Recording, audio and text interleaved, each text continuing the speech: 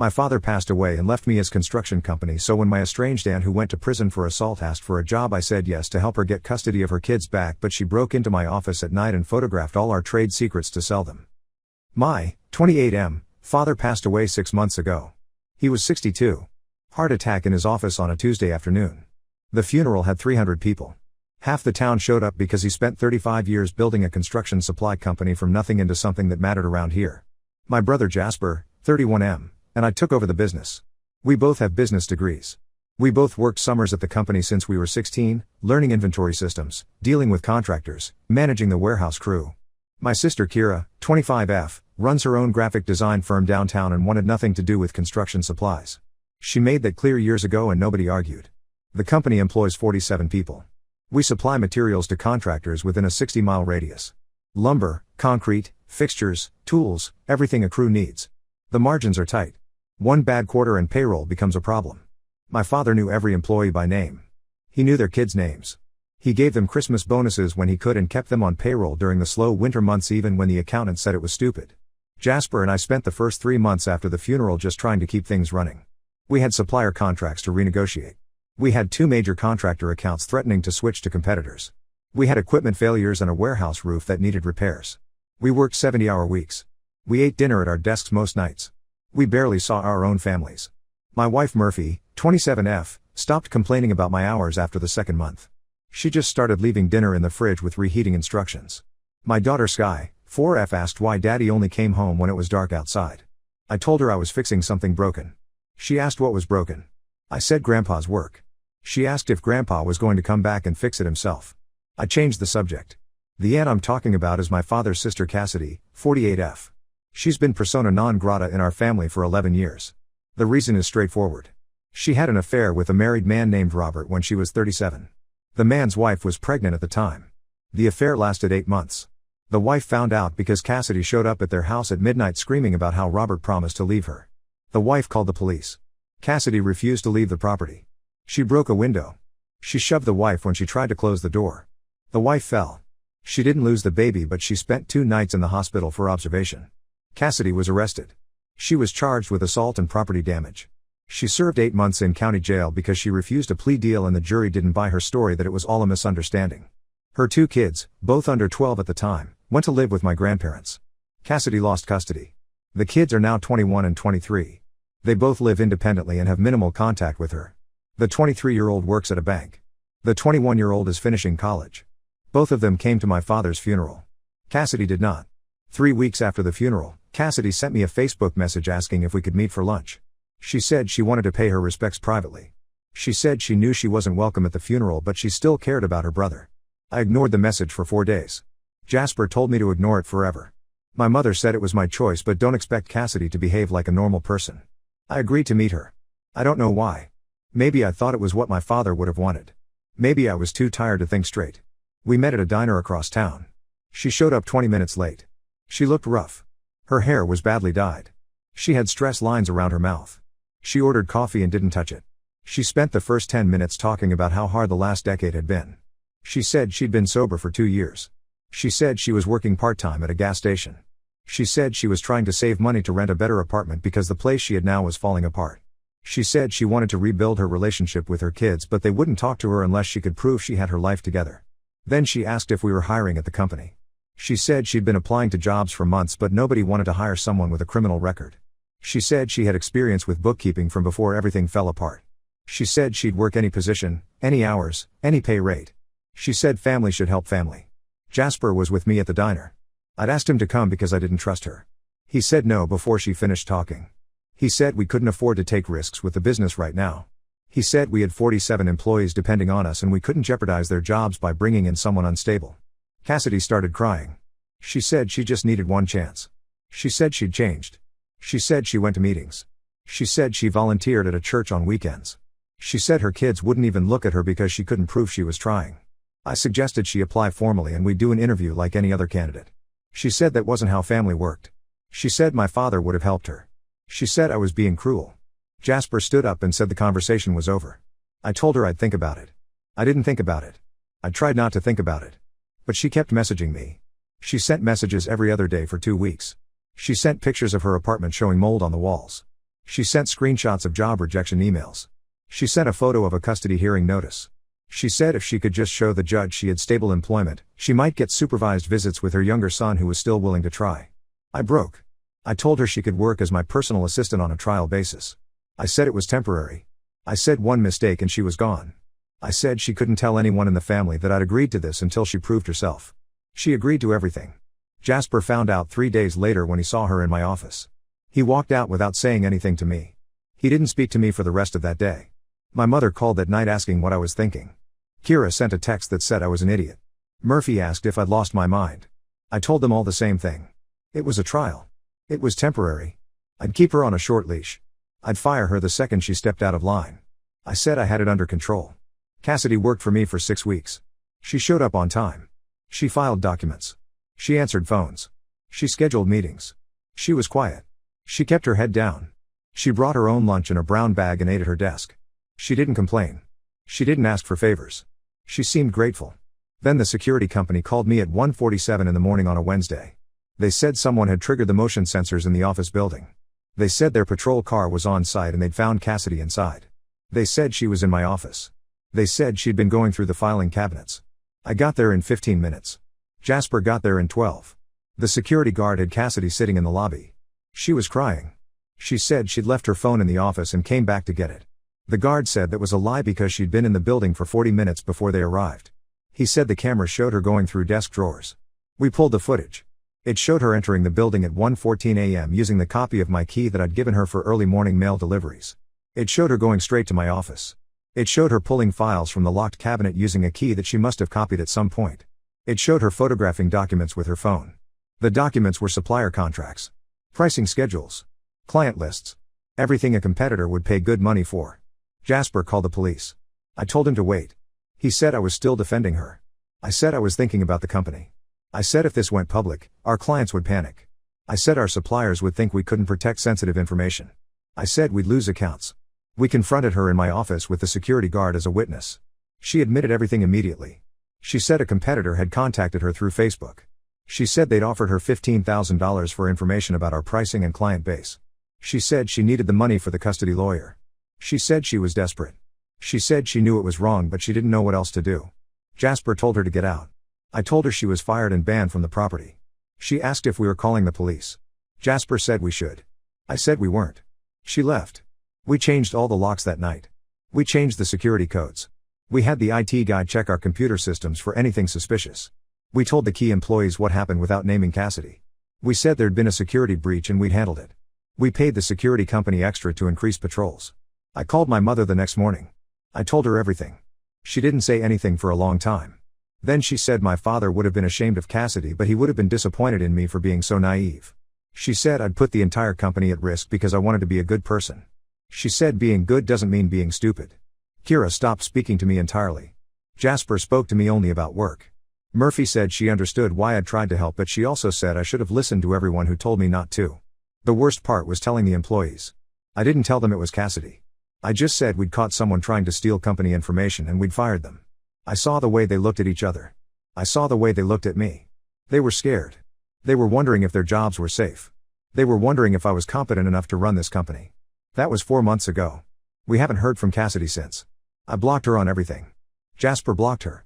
My mother blocked her. Kira had already blocked her years ago. We moved on. We rebuilt trust with our clients. We secured our systems. We implemented new security protocols. I thought it was over. Update 1: Cassidy is suing us. She filed a lawsuit 3 weeks ago claiming wrongful termination and discrimination. Her lawyer is arguing that we fired her because of her criminal record, which apparently violates some employment law about discrimination against people who've served their time. They're asking for $50,000 in damages plus legal fees plus reinstatement to her position. The paperwork arrived at the office on a Monday morning. Jasper opened it. He walked into my office and dropped the folder on my desk without saying anything. Then he left. I read through it twice. Then I called our lawyer. Our lawyer is a guy named Tom, 55M, who handled all my father's business legal work for 20 years. He's been helping us navigate the transition since my father died. He read the lawsuit and said it was garbage. He said we had security footage showing her committing theft. He said we had documentation of the incident. He said we'd fire anyone for that regardless of their background. He said we'd win easily but it would still cost us time and money to defend.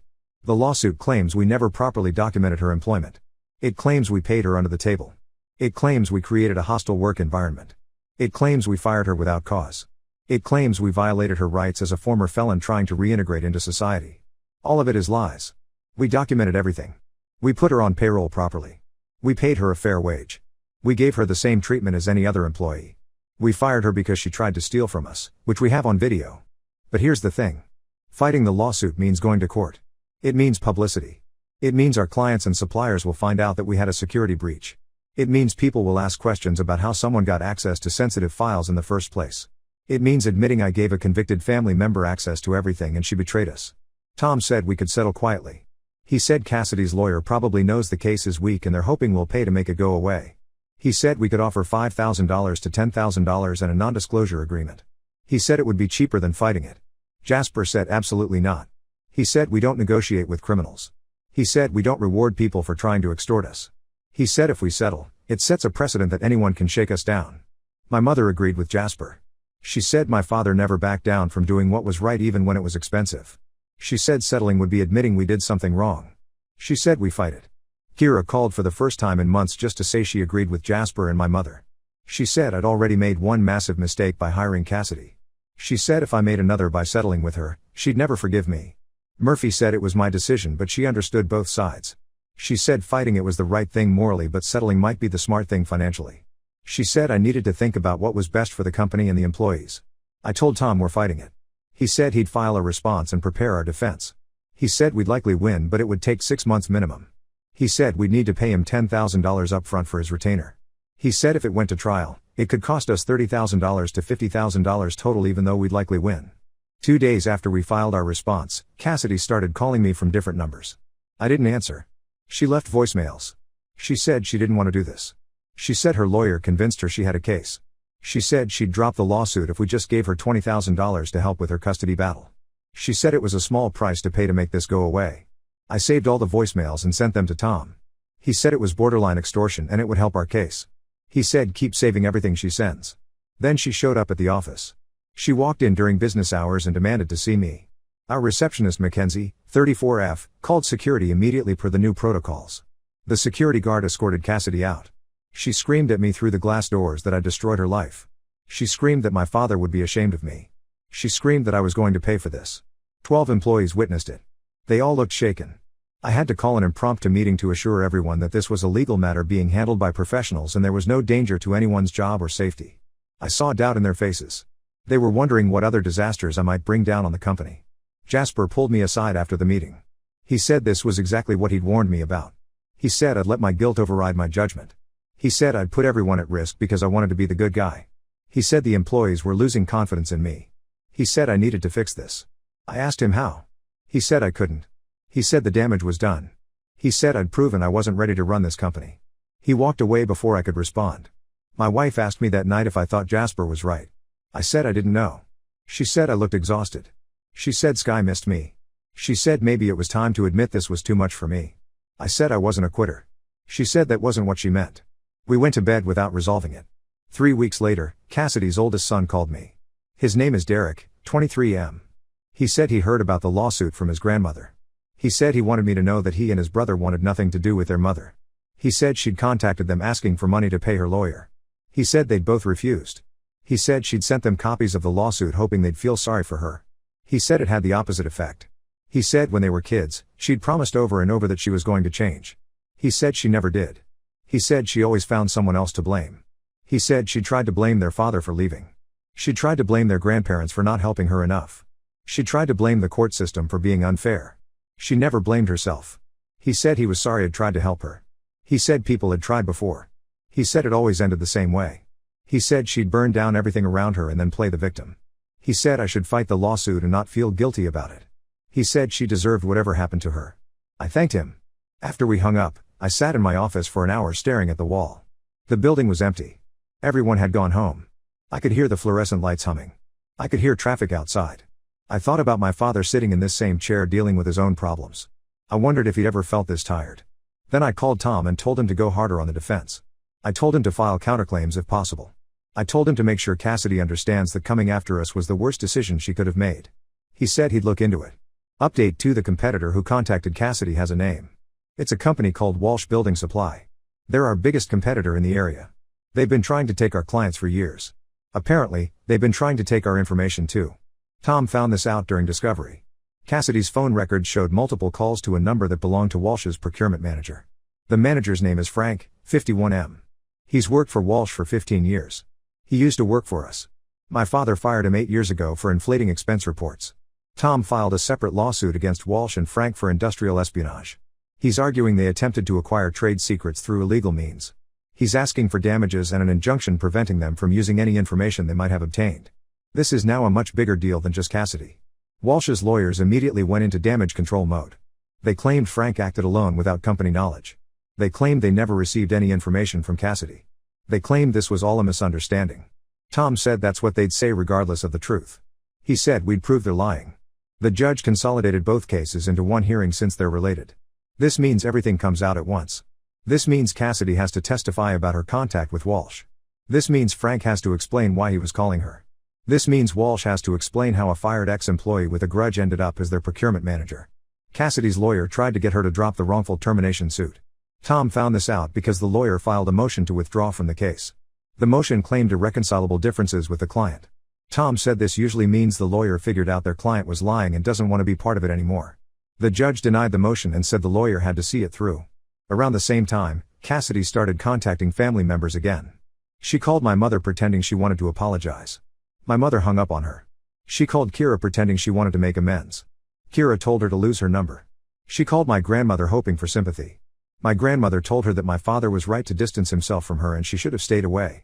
Then Cassidy found out about Jasper's Facebook. He'd blocked her personal account but not the burner account she created. She sent him a message saying we were destroying her life over a mistake. She said she only took the information because she was desperate. She said we had plenty of money and she had nothing. She said we were bullies picking on someone who was already down. Jasper screenshotted the message and sent it to Tom. Tom said it was more evidence of her trying to manipulate the situation. He said keep everything. He said document all contact. He said this helps us. Then Cassidy made a Facebook post. She didn't name us directly but she made it clear who she was talking about. She said her family had turned their backs on her when she needed help most. She said they'd given her false hope and then destroyed her for making one mistake. She said rich people always protected each other and crushed everyone else. She said she was sharing her story so others would know the truth. The post got shared 47 times. Most of the shares were from people we didn't know. But 3 shares came from people in our business network. One was a contractor we'd worked with for years. One was a supplier sales rep. One was someone who sat on the Chamber of Commerce board with my father. The contractor called me directly. He said he saw the post. He said he wanted to hear our side. I explained the situation without going into details that were still in litigation. He said he appreciated the honesty. He said he'd continue working with us. But I could hear the doubt in his voice. The supplier's sales rep didn't call. He just stopped responding to emails. We found out later he'd taken our account to Walsh. We lost $120,000 in annual business. The Chamber of Commerce member sent a formal letter asking us to explain the situation. The letter said the Chamber has standards for its members. The letter said they'd received complaints about our business practices. The letter said we had 30 days to respond or they'd open an ethics investigation. Tom drafted a response. He explained that we were the victims of attempted theft. He explained that we'd acted appropriately. He explained that the person making accusations was currently being sued by us for her actions. He said everything we did was legal and justified. He included copies of the security footage and police reports. The Chamber closed their inquiry. But the damage was done. Our reputation took a hit. People were talking. People were asking questions. Some clients started requesting additional security guarantees before sharing information with us. One major client put our account under review. Jasper started working from home 2 days a week. He said he needed space to think. I knew what he really needed was space from me. We only communicated through email even though our offices were 30 feet apart when we were both in the building. My mother stopped by the office one afternoon. She didn't call first. She just showed up. She asked to see the books. She asked about client retention. She asked about revenue projections. She asked about employee morale. She was auditing me. After an hour, she closed the ledger and looked at me. She said the company was stable but fragile. She said we'd weather the immediate crisis but the long-term damage was still being calculated. She said some clients would never fully trust us again. She said this was my fault for bringing Cassidy into the fold in the first place. I said I knew. She said knowing wasn't enough. She said my father built this company on trust and relationships. She said I damaged both. She said I needed to accept that some mistakes can't be fixed. She left without saying goodbye. Murphy found me sitting in my car in the parking lot at 8 p.m. I'd been there for an hour. She'd tracked my location on her phone when I didn't come home for dinner. She got in the passenger seat and didn't say anything for a while. Then she asked if I was okay. I said I didn't know. She said Sky made me a drawing. She showed me a picture of stick figures holding hands. Sky had labeled them Daddy, Mommy, and Sky. She'd drawn a sun and a house. She'd used every color in her crayon box. Murphy said Sky asked why I was always sad now. She said Sky asked if I still loved them. Murphy told her I was working hard to fix something important. Sky asked what was broken. Murphy said she didn't know how to explain it. I went home. I helped Sky get ready for bed. I read her 3 books. She fell asleep holding my hand. I stayed there for an hour watching her breathe. The next morning, Tom called with news. Walsh had offered to settle. They'd pay us $1.2 million to drop the lawsuit and sign a non-disclosure agreement. He said it was a significant offer. He said it meant they knew they were going to lose. He said we should take it. I asked about Cassidy's case. He said if we settle with Walsh, it undermines her case completely. He said her entire defense was that she was a victim of circumstance. He said if we prove Walsh recruited her to steal from us, she has nothing. He said her case would likely be dismissed. I told him to accept the Walsh settlement. He said he'd draw up the papers. Update 3: The settlement closed 2 months ago. Walsh paid us $1.2 million. We signed a non-disclosure agreement that prevents us from discussing the details publicly. The money went straight into the company. We used part of it to upgrade our security systems. We used part of it to offer bonuses to the employees who stuck with us through everything. We put the rest in reserve for lean times. Cassidy's case was dismissed 5 weeks after the Walsh settlement. Her new lawyer argued that she'd been coerced by Walsh and was really a victim in all this. The judge didn't buy it. He ruled that Cassidy was an adult who made her own choices. He ruled that we'd fired her for cause and had documentation proving it. He ruled that her lawsuit was frivolous and without merit. He ordered her to pay our legal fees, which totaled $18,000. She can't pay it. Tom filed a judgment against her. It'll sit on her credit report forever. If she ever gets stable income, we can garnish her wages. Realistically, we'll never see that money. But that wasn't the point. The point was making sure she understood there were consequences. She tried to appeal the ruling. Her lawyer withdrew from her case the day after the dismissal. She tried to represent herself. The appeals court rejected her filing because she didn't follow proper procedures. That was the end of it legally. But it wasn't the end of her harassment. She started showing up places. She showed up at the office twice more before we got a restraining order. She showed up at a restaurant where Jasper was having dinner with his wife. She showed up at my house on a Saturday morning. Murphy called the police. Cassidy was arrested for violating the restraining order. She spent 3 days in jail before she was released. After that, she switched to online harassment. She created new Facebook accounts and sent messages to me, Jasper, Kira, our mother, and even Murphy. She sent messages to our employees on LinkedIn. She sent emails to our clients claiming we were corrupt. She posted reviews on business sites saying we were criminals. Tom filed another motion. He presented evidence of all the harassment. He argued for a criminal charge. The judge agreed. Cassidy was charged with stalking and criminal harassment. She was arrested again. This time, bail was set at $10,000. She couldn't pay it. She sat in jail for 2 months waiting for trial. Her trial happened last month. She represented herself because she couldn't afford a lawyer and she'd burned through 2 public defenders who refused to work with her anymore. The prosecutor presented evidence of the continued harassment. They showed the Facebook messages. They showed the emails. They showed the business reviews. They showed the police reports from her showing up at the office and my house. Cassidy tried to argue that she was exercising her free speech. She tried to argue that we were powerful people silencing her. The judge cut her off multiple times for going off topic. The prosecutor showed evidence that she'd violated the restraining order. The prosecutor showed evidence that she'd contacted our employees and clients with false information. The prosecutor argued this was a pattern of behavior designed to harm us financially and emotionally. The jury deliberated for less than an hour. They found her guilty on all counts. The judge sentenced her to 18 months in county jail followed by 3 years probation. He also ordered her to have no contact with me, Jasper, Kira, our mother, or anyone associated with our business for 10 years. If she violates that order, she goes back to jail immediately. Her sons didn't attend the trial. Derek called me afterward. He said he and his brother had made peace with the fact that their mother would never change. He said they appreciated everything we'd done to hold her accountable. He said they hoped this would finally force her to face reality. He didn't sound optimistic. My grandmother died 3 weeks ago. She was 83. She'd been declining for a while. The funeral was small. Cassidy sent a letter from jail asking to attend. The sheriff's department denied the request because of the restraining order.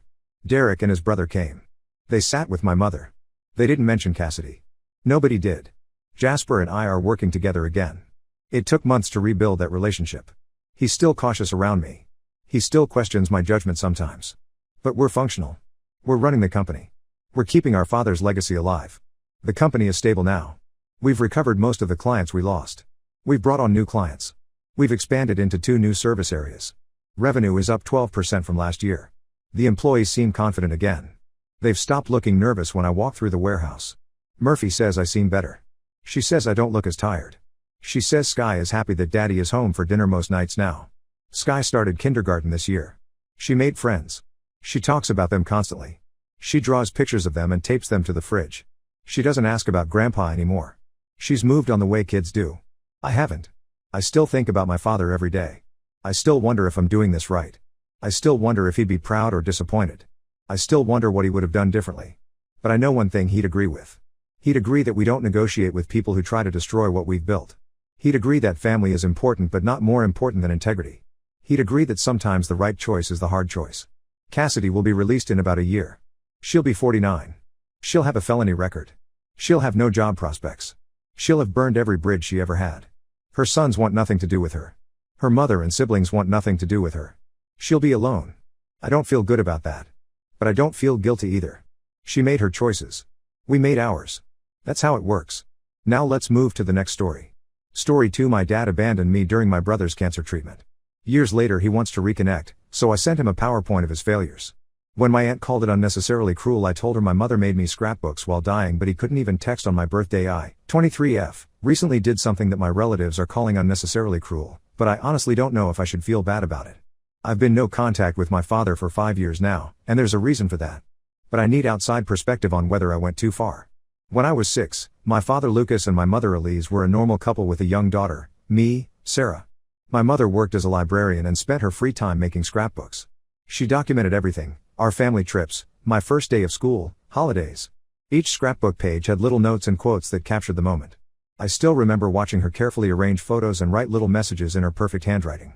Everything changed when my mother was diagnosed with a rare form of pancreatic cancer. The prognosis wasn't good from the start. The doctors tried everything, but the cancer spread rapidly. She spent most of her final months in the hospital. During that time, even with all the pain medication and treatments, she continued making scrapbook pages for me. Not full books anymore, just single pages with photos, small drawings, and notes. My aunt would bring her supplies, and she'd work on them when she had enough energy. My mother died when I was 8. At the funeral, my aunt handed me a binder with all the scrapbook pages my mother had made during her hospital stay. There were 27 pages total. The last one had a picture of our family vacation to a lake a year before she got sick. We were all smiling. My mother had written, "Sarah, Dad and I will always be here for you, even when you can't see me. Love spans distances." After my mother died, I started carrying a small notebook everywhere. A school counselor suggested it might help me process my feelings. I filled the pages with little drawings, collected things like ticket stubs or leaves, and wrote about my day, basically copying my mother's scrapbooking style, but in notebook form. It became a habit, and I've maintained it for 15 years now. I have a box with 32 full notebooks at my apartment. My father tried his best for a while. He worked full-time as an accountant, and my maternal grandparents helped with childcare. Then, when I was 10, he met Evelyn. They dated for about 6 months before getting married. On the day they told me they were getting married, Evelyn said, "Now I'll be your mom, and we'll be a real family again." My father nodded along, smiling. I wrote in my notebook that night, "Evelyn says she's my mom now." Dad seems happy about this. Mom made me 27 pages from her hospital bed. No one can replace that. When I was 11, Evelyn had a baby boy, my half-brother Thomas. At first, things were fine. Evelyn was busy with the baby, and I spent more time with my grandparents. My father worked longer hours to support the bigger family. The distance grew slowly, in ways I didn't fully notice at first. Then everything fell apart when Thomas was diagnosed with leukemia at age 4. He needed intensive treatment, and my father and Evelyn basically lived at the hospital.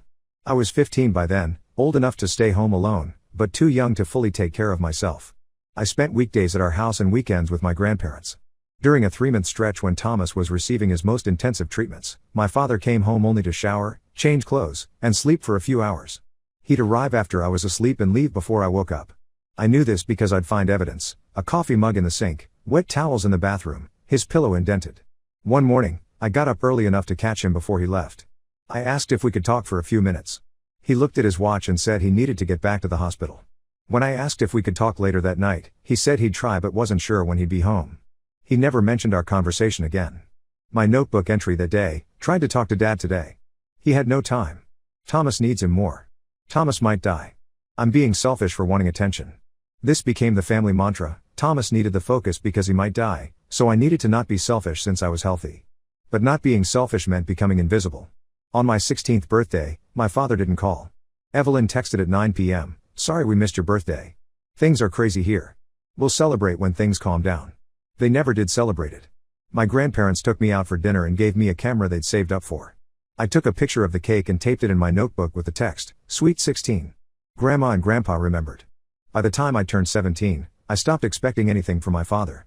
My grandparents wanted me to live with him permanently, especially after they found me crying in their bathroom one weekend. They spoke to my father about it, but he refused, saying that would break up the family. What family? I thought. I couldn't remember the last real conversation we'd had. My senior year of high school, I accidentally cut myself while cooking dinner alone. The cut was deep enough to need stitches. I called my grandparents, who took me to the ER. They left messages for my father, but he didn't respond until the next afternoon. His text: "Just saw the messages. Everything okay now?" In my notebook, I wrote, 12 stitches. Dad found out 18 hours later. Asked if everything was okay now. What does okay even mean? That wasn't the only accident I had during those years. I never told anyone the full truth about the things I did to myself when I was alone in that house. I was afraid they'd lock me up somewhere, and then I'd truly have no one. The physical pain sometimes made the emptiness recede for a few hours. My grandparents saw the bandages and the scars. They tried to talk to me about getting help, but I brushed it off. I didn't want to be labeled as troubled on top of everything else. The school counselor once asked about some marks on my arm, and I said I scratched myself on a fence. She gave me pamphlets about dealing with stress and coping with family illness. The pamphlets recommended talking to a trusted adult. I threw them in the trash. As soon as I graduated high school, I moved out. My grandparents helped me find an apartment near the community college where I planned to take classes. I cut off all contact with my father and Evelyn immediately. No explanation, no dramatic confrontation, I just stopped responding to the occasional text messages. My grandparents respected my decision, though I know they hoped I'd eventually reconnect with him.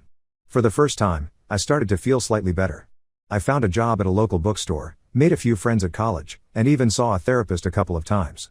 I didn't tell the therapist everything, but it helped to talk about some of it. Thomas died last year after his cancer returned. My grandparents attended the funeral, but I didn't. They didn't pressure me about it. My father didn't reach out directly after Thomas died, not that I expected him to. 3 weeks ago, my grandfather called to tell me my father had contacted them. Apparently, Evelyn left him shortly after Thomas died. The grief and strain was too much for their marriage. Now, a year later, my father wanted to reconnect with me. He asked my grandparents to help arrange a meeting. I thought about it for several days. Then I decided to respond, but on my terms. I spent a weekend going through all 32 of my notebooks, taking photos of specific entries. I created a detailed PowerPoint presentation with these images, organized chronologically. The first slide simply read, "Why I don't want to see you," a comprehensive explanation. I included entries about waiting for him to come home, eating dinner alone, spending holidays with grandparents because he and Evelyn were at the hospital. I included entries about my accidents, which were clearly not accidents if you read the surrounding context. I included entries where I quoted things he'd said to me during our rare interactions, things like "we'll talk later and not now, Sarah, and you need to be more understanding." The final slide had a photo of the last scrapbook page my mother made, with her note about how she and my father would always be there for me. Underneath it, I added 3 words: "She was wrong." I sent the PowerPoint to my father's email address, which my grandfather provided. I didn't include any additional message. 2 days later, my phone exploded with texts from relatives I rarely speak to, aunts, uncles, cousins on my father's side. The message was consistent. While they understood why I didn't want a relationship with my father, the PowerPoint was unnecessarily cruel. Apparently, my father had completely broken down after viewing it and was now in a terrible state. My aunt, father's sister, called and told me I'd gone too far. She said my father was already struggling with losing his son and his marriage, and now I deliberately pushed him over the edge. She said I should have just declined to meet him rather than twisting the knife. Maybe she's right. The PowerPoint was harsh, showing years of documented neglect and pain from a child's perspective. But I also feel like it was honest. My father spent years ignoring my existence, refusing to let me live with people who actually cared about me, and dismissing my attempts to communicate. Why should I soften the truth now? So, Ida for sending my father a detailed PowerPoint about how he failed me instead of just declining his attempt to reconnect? Update 1 first, thank you to everyone who commented on my original post. Reading your perspectives helped me process things, especially since I've been questioning myself after the backlash from my relatives. A lot has happened in the past 3 weeks. My father's sister, Aunt Karen, has continued to contact me despite my requests for space. Last weekend, she showed up at my apartment unannounced. I was surprised to see her standing at my door, as we've never been close. She looked exhausted and immediately asked if she could come in. I let her in but told her I only had 30 minutes before I needed to leave for work, which was true. She sat down and didn't waste time with small talk. Karen said she'd seen my PowerPoint. Apparently, my father shared it with her after his breakdown. What surprised me was that she didn't come to criticize me further, she came to apologize. Karen admitted that no one in the family had realized how completely I'd been neglected during Thomas's illness. She thought my grandparents were essentially co-parenting me and that my father was dividing his time between Thomas and me as best he could. She had no idea that there were days, sometimes weeks, when we didn't interact at all. The part of the PowerPoint that shocked her most was the entries about my accidents. She said the family had been told I was going through a difficult adjustment and acting out occasionally, but no one realized I was hurting myself or having thoughts about ending my life. My father had apparently downplayed everything, making it sound like typical teenage rebellion rather than severe distress. Karen then revealed something I hadn't known. During Thomas's illness, my father had refused multiple offers of help from extended family. His parents, my paternal grandparents, had offered to stay at our house to help with me. 2 cousins who lived nearby had offered to take me on weekend trips to give me a break from the hospital environment. An uncle had even offered to pay for a part-time caregiver who could make sure I had proper meals and supervision. My father had rejected all these offers, telling everyone that things were under control and that I was managing fine with the current arrangement. When relatives asked about me directly, he would give vague, positive updates that had little connection to reality. I sat there processing this information, unsure how to respond. Part of me was glad to know that my father's family wasn't completely indifferent to my situation, they just hadn't known the truth. Another part of me was even more furious with my father for rejecting help that could have made a significant difference during those years. Karen then explained that she'd been thinking about this situation constantly since seeing my PowerPoint. She described growing up with my father, saying he'd always been someone who couldn't handle multiple problems at once. When faced with competing needs, he would focus entirely on what he perceived as the most urgent crisis and completely shut down awareness of everything else. It wasn't a conscious choice, she explained, but more like a psychological limitation. She wasn't offering this as an excuse, she clarified quickly, just as context. What happened to me was inexcusable regardless of the reason. But she wanted me to know that it wasn't because I wasn't loved or valued, it was because my father fundamentally couldn't manage the complexity of the situation. Before leaving, Karen gave me a small photo album. It contained pictures of me from family gatherings over the years, birthdays, holidays, summer barbecues from before Thomas got sick. In many of them, my father and I were together, smiling. There was one from a fishing trip when I was about 9, where he was teaching me to bait a hook. Another showed us building a snowman in our front yard. Karen said she wanted me to have these because they represented real moments, not fabrications.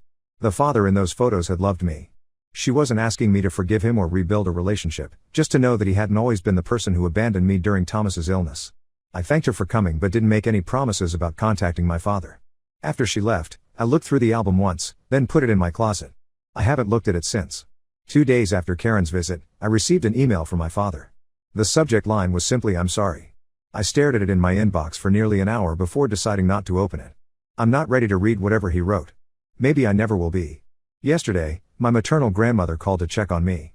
She's always been careful not to criticize my father directly, but this time she was more open. She told me that during my mother's illness, my father had struggled similarly. He would focus entirely on work or household tasks, things he could control, rather than sitting with my mother or talking about what was happening. My mother had understood this about him and had created her scrapbook pages partly because she knew he might not be emotionally available to me after she was gone. This revelation made me look at my mother's final gift differently. Perhaps her note, "Dad and I will always be here for you," wasn't a promise about how my father would behave, but rather her hope for what he could be, or an attempt to preserve a positive image of him for me. I don't know what to do with all this new information. Understanding the context doesn't erase what happened. Knowing my father has limitations doesn't heal the wounds caused by those limitations. The years of isolation and neglect happened regardless of the explanation. For now, I'm maintaining no contact. I've asked all relatives to respect this boundary, and most have agreed. Karen checks in occasionally with brief, respectful texts that don't pressure me about my father. My maternal grandparents continue to be my primary support system, giving me space to process everything at my own pace. I'll update again if anything significant changes, but for now, I'm focusing on my own life, work, school, and building relationships with people who have proven themselves reliable. Update 2: It's been 2 months since my last update, and I've had some unexpected developments I wanted to share. 3 weeks ago, I finally opened my father's email. I had been avoiding it, but after a particularly rough day at work, I came home, poured a glass of wine, and decided to just get it over with. The email was long, over 2,000 words. My father started by acknowledging that nothing he could say would excuse or fully explain his actions. He didn't try to defend himself or minimize what happened. Instead, He gave a detailed account of his mental state during Thomas's illness, describing how he gradually narrowed his focus until Thomas and the hospital became his entire world. He wrote about panic attacks he'd have in the hospital parking lot that he never told anyone about. He described how he would sometimes drive to work, sit in his car for his entire shift, then drive back to the hospital, pretending he'd been at the office. He wrote about how he would stand outside my bedroom door late at night, wanting to check on me but feeling like he had nothing left to give, then leaving before I woke up. The most revealing part was when he wrote about my mother's illness. He admitted that he had emotionally shut down then too, focusing on practical matters instead of connecting with either of us. The difference was that my mother had her parents and sisters constantly present, creating a buffer that protected me from the full impact of his withdrawal. After she died and he remarried, that buffer gradually disappeared. Near the end of the email, he wrote about finding my notebooks after I moved out. He said he read some entries and finally understood the extent of what he'd done, but by then I had already cut contact. He said he respected my decision and wouldn't have reached out now except that losing Thomas and then Evelyn had forced him to reevaluate everything. He closed by saying he didn't expect forgiveness or even a response. He just wanted me to know that he had read every slide of my PowerPoint, recognized the truth in it, and would carry that knowledge for the rest of his life. I didn't respond to the email, but reading it affected me more than I expected. For the first time, I saw my father as a flawed person rather than just the man who abandoned me. It didn't change what happened, but it provided context I hadn't fully considered before. Last weekend, something unexpected happened. I was helping my maternal grandparents clean out their attic when we found a box of my mother's things that hadn't been opened since her death. Inside were letters she'd written to various people during her final months. There was one addressed to me with a note saying it should be given to me when I turned 18, but it had been forgotten in the shuffle after she died. The letter was 8 pages long, written during hospital stays. My mother wrote about her hopes for my future, memories from when I was little, and advice she wished she could give me as I grew up. Toward the end, she wrote about my father. She described him as someone who loved deeply but retreated into himself when faced with overwhelming emotion. She wrote that this wasn't an excuse for any failure on his part, but rather a reality she wanted me to understand. There was one paragraph that particularly stood out. My mother wrote, "If your father ever disappoints you, please remember that it's not because you aren't lovable or important. It's because some people, even good people, can break under certain pressures. I hope he will be everything you need, but if he isn't, know that it reflects his limitations, not your worth." Reading those words, written 15 years ago by someone who knew both of us so well, has given me a lot to think about. My mother somehow anticipated exactly what would happen and tried to prepare me for it, even from beyond the grave. A week after finding the letter, I met with a therapist who specializes in childhood trauma. I've had 3 sessions so far. In our last session, the therapist suggested that maintaining absolute no contact with my father might actually be keeping me tied to the past in some ways. She didn't suggest reconciliation, just that completely shutting him out requires energy that might be better used elsewhere. I'm still processing this idea. I don't know if I want my father in my life in any capacity. The thought of seeing him face to face still makes my stomach clench. But I'm starting to wonder if there might be some middle ground between full reconciliation and complete estrangement. For now, I've decided to send a brief email acknowledging that I read his message. I didn't offer forgiveness or suggest meeting, just confirmed that I'd read what he wrote and was processing it. He responded with a single sentence, "Thank you for letting me know. That's where things stand currently. I'm not rushing any decisions. My therapist says healing isn't linear, and there's no right way to handle this situation. All I know is that I feel less angry than I did 3 months ago when I sent that PowerPoint, but I still don't know what, if anything, comes next." Update 3. It's been 6 months since my last update, and I think this will be my final post about this situation. A lot has changed, though not in the way many might expect. About 4 months ago, I agreed to meet my father at a coffee shop near my apartment. We set a time limit of 1 hour, and my closest friend waited nearby in case I needed to leave abruptly. Seeing my father in person was jarring. He'd aged significantly since I last saw him 5 years ago. His hair had gone completely gray, and he'd lost weight. He looked tired in a permanent way, like someone who had been running on empty for years. We sat across from each other, both holding our coffee cups like shields. The conversation was awkward at first, small talk about the weather, my job, his new apartment. Eventually, we moved to more significant topics. My father reiterated much of what he'd written in his email. He acknowledged his complete failure as a parent during Thomas's illness. He didn't offer excuses, just context. He mentioned that he'd been seeing a therapist regularly since Thomas died and had only recently begun to understand the patterns in his behavior. I didn't say much. I mostly listened and observed. What struck me most was that even as he was trying to connect, I could see him struggling. His eyes would dart away when emotions ran high. He would shift topics abruptly when we approached anything too painful. Even in this controlled environment, with everything at stake, he couldn't fully overcome his tendency to withdraw from difficult feelings. Near the end of our meeting, I asked the question that had been bothering me for months: why didn't you accept help from your family when they offered to support me during Thomas's illness?